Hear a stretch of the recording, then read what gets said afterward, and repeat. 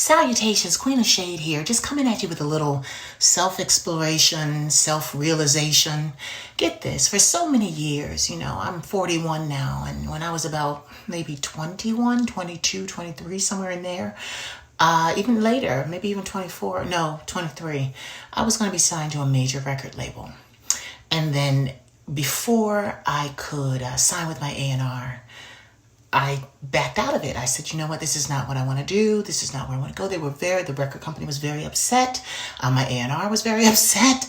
And yet and still I walked away. But before I walked away, I heard all those horrible things. You'll never make it. You'll never be accepted. The world will never hear your voice. The world will never hear your talent. And my thing is, I didn't realize how much those words stuck with me. I didn't realize how much damage they had actually done to me. Until now, until today, when I was thinking to myself, I am an independent artist. I've been an independent artist for years now.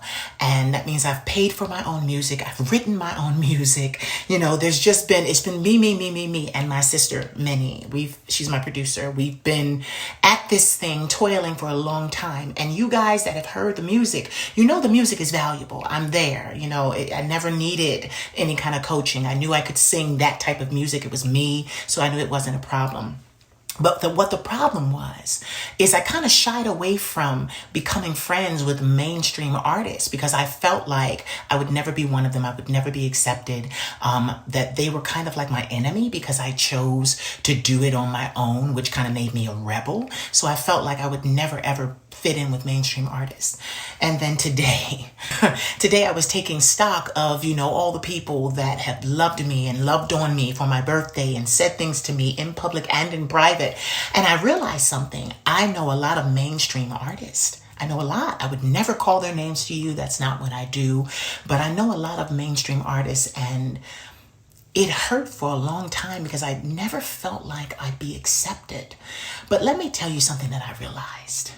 Undeniable talent is undeniable talent, whether it is signed to a major label or whether it is independent. And people with undeniable talent will recognize someone else with undeniable talent, and they will come and they will embrace you.